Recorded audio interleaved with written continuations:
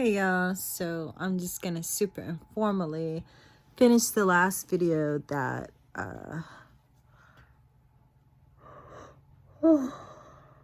excuse me, that I did on shapeshifting. Real quick, I just wanted to basically sum it up by talking about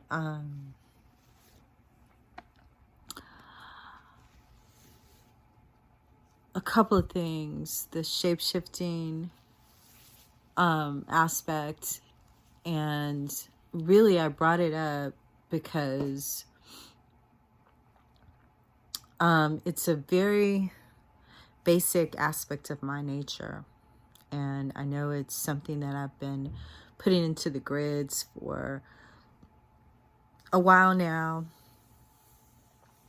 because a lot of people, it's the life a lot of people about, but they don't get to be it without, getting crucified for, again, not having, again, that's sort of the backward end of, again, the shadow Aquarian age, of being overly identified with the self, with the individuated expression of the self. Overly identified, again, not saying there's something wrong with that celebration of individuation, but again, the shadow side is being too tightly identified with what we call the self, which is just an identity that we've created and stood by, cling to, when really, there's this other, I remember when I was in Keylontic science, I believe it was Ashana Dean, but I'm sure have been others that talked about the mass of individuated selves within the self. There are different levels and layers of the self, but she used to mention 144 aspects of the individuated self, which is where that sort of biblical number of 144,000 comes from. And so, there are many selves. The self was never meant to be as static as this, this jail experience of being human on earth has made it. So yeah, the great thing about being multidimensional and shape-shifting is, again, you get to merge with all of creation. It's like the ultimate social experience, the ultimate intimacy. You get to visit, and it opens up your empathic, telepathy is inferior, because you're just dealing with, again, the the fragmented aspect of the mind, and you're not dealing with the higher faculties of the intuition, and which are not mind-based, they're not brain-based. You have to deal with the feminine aspect of, the GNO, I call it always knowingness, the Sophia gnosis of the Gnostics, with, knowing without knowing, GNO knowing from Gnosticism definition, without the KNOW, which is the masculine, brain type of scientific investigation, premise building reality. So anyway, the point was that knowing oneself as the many in the one is more godlike than knowing oneself as the one within the many, or something like that. So the point I'm trying to make is embrace your multidimensionality, embrace the shapeshifter in you through love. You know, again, the reason why we haven't advanced to these levels of having all of our amazing abilities and gifts that are sitting there waiting for us is because, you know, we're trying to do it without love. And you can't get to fifth dimension without development of the heart chakra and love, because you'll destroy it, and you'll you know, you're not allowed, like it's a heaven, right? So you're not allowed in heaven until you weigh your heart. And you know, once you get into that fifth dimension really in a grounded way, whatever you think or feel or desire, it manifests a lot quicker. And so we can't have you in there manifesting a whole bunch of goobly gob nonsense. So again, ascension begins in the heart, not the brain. And loving yourself was supposed to be the ABCs, but we've turned it into the XYZs, where everybody thinks that loving oneself is the end, and what they consider loving themselves is like, again, it's like what you do with a kid. It's a spoiled brat syndrome. Like, indulge in all of your physical, you know, desires, and, you know, take it to the level of lust, and now you're addicted to all of the shit that doesn't even matter. What matters is the heart. What matters is the spirit and the soul. You know, first, seek ye first the kingdom, and all these things shall be added unto you. All of the goody good, you know, fun, not fun, but, you know, empty, not even empty, but you know what I'm trying to say. You got to take care of business first before you go running off, frolicking all day, every day, I guess, for some of us. And then the real final thing about the shape-shifting thing is it was sort of my ego's way of wanting to not validate, but wanting to address, you know, my public exhibition, which, you know, having had a background in the performing arts, for those of you who don't know, you know, I've always been a shapeshifter as well. I was trained in shape-shifting as entertainment. And so the multidimensional aspects of the self will come through. Also as a channeler, the multidimensional aspects will come through. Also as an oracle, the multidimensional aspects will come through. I tap into phenotypes from the genotype and express ancestors, express as ancestors, express as future posterity, express as non-human entities and beings, express as the child, express as the elder, the crone.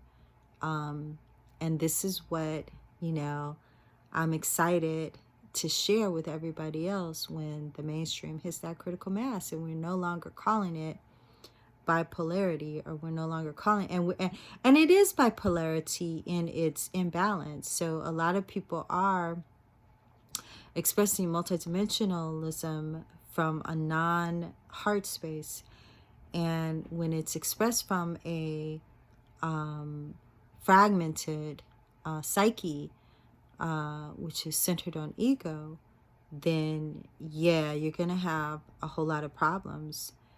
And so therefore, I guess it's okay to clinically diagnose it in that sense, but, you know, it needs to be based and centered, those diagnoses more in a truth that is centered in spirit and not in the material world and, you know, the rules and laws that are contrived by those who have placed themselves in the position of being the governors. But yeah, so you'll see different expressions of me, you know, my ego talking. This whole channel and all of my social media platforms are all of, you know, all, it's all stemmed in identity and ego consciousness, but it's just a tool, you know, just like the human body is a tool to express a spirit.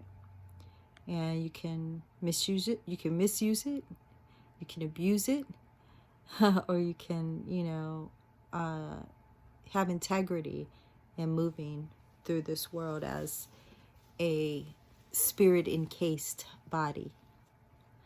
All right.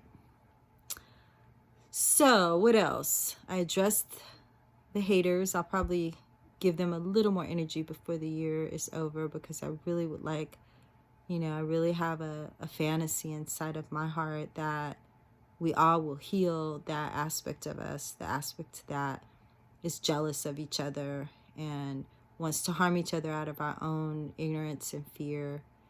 And I just, you know, my ego gets you know, triggered big time too, especially when I, you know, just people who mine gets triggered with all the people who like to steal your identity and steal your essence and apply it to themselves, and then act like they don't know what you're talking about when you talk about that.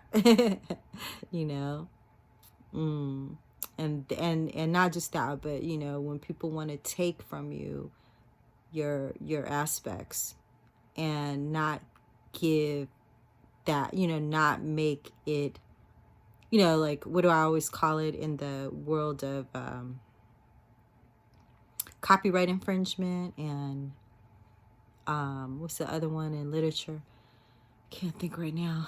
But you know, just as I always say, cite your sources. Give credit. If you're gonna jack somebody's style, and you know, you doing tomorrow what you saw them do yesterday, you know, give them credit somehow. Give them credit. Some people won't even give people credit inside their own minds. They'll tell themselves that they created something that they know they stole from somebody else, you know? And that's my issue. You know, that's my ego issue to struggle with, because I know I should be at the point where I'm not. I try. At this point, it's kind of my, you know, it's my challenge. So I do a lot of pretending like it doesn't bother me, because that's my lower aspect of actually moving through it and healing.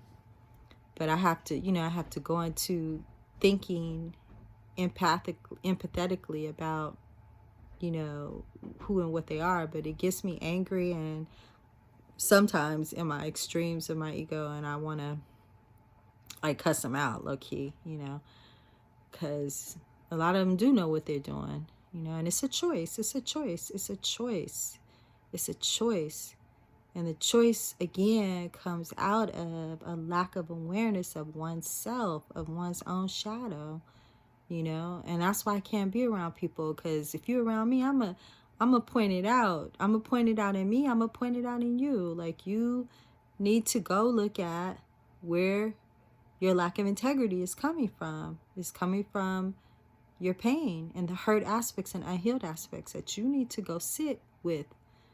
We all need to. You know, I got unhealed aspects that I've been rolling with since my childhood that, you know, they take constant awareness. Hello, my name is, and I am an alcoholic, you know.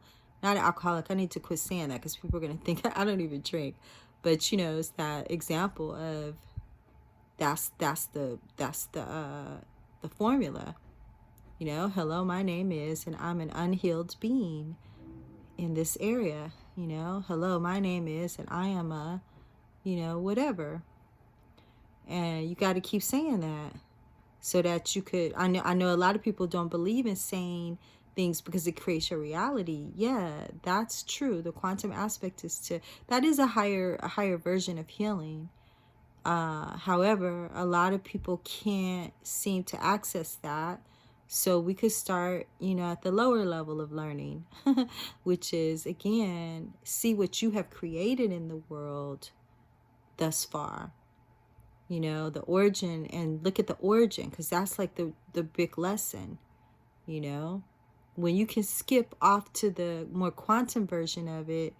You got to be like operating on a higher level to begin with, and most people aren't. That's why they're doing the dumb shit they're doing. But yes, by all means, if you get an enlightenment moment where you can shoot through all of the origins and just get to that point of healing yourself through recognizing that you are like genuinely, not narcissistically fake, trying to override the system without doing the work. Like either way, you're doing the work. One is just you're doing it at lightning speed because you have an awareness that transcends the mind, and you're going straight into your soul and spirit. And I'm saying that's all together possible, but very challenging for most people at our level. So for the people who are challenged, a more grammar school way to do it is to acknowledge, which is confess, and then experience some type of remorse, and for the lack of integrity and the lack of spiritual integrity, and then atone, make it better in your works. Do differently, because you can't just do the other two. Like I know a lot of motherfuckers that do that. They will. I know some motherfuckers personally that's always confessing and feigning repentance. I got motherfuckers in my family all the time that have no problem saying that they did something, it's wrong, and wanting to atone, and faking atonement, a lot of fake people. That's the other problem. I'll get to that one another time. It's a lot of fake shit going on with all of us. Me too. Everything I see in others, I know it's got to be in me, or else I wouldn't be seeing it, because I would have healed it already within my external projection externally. But and that's the game some of us play. We come here to do that. We come here to be projectors for everybody else. We don't even really have to claim all of it, But anyway, I'm going way too deep. I'm about to go get something to eat and do some. I have some stuff I need to work. Some projects I need to work on, and yeah. And then I will see you guys next time. So I know there's no lighting or anything in here. I was actually laying down until my taking a little rest until my battery charged back up. But yeah, thanks for watching, and I will check back in with you guys a little later on. I feel like we're in for some really interesting times as we end out this fake year of 2023 AD. 2022 AD into 2023 AD. But now is the time to really get more lucid in heart spaces and spirit and authenticity, and again atoning, confessing, repenting, and atoning, so that we can upgrade. Okay. All right, guys. Love you. Talk to you later. Peace.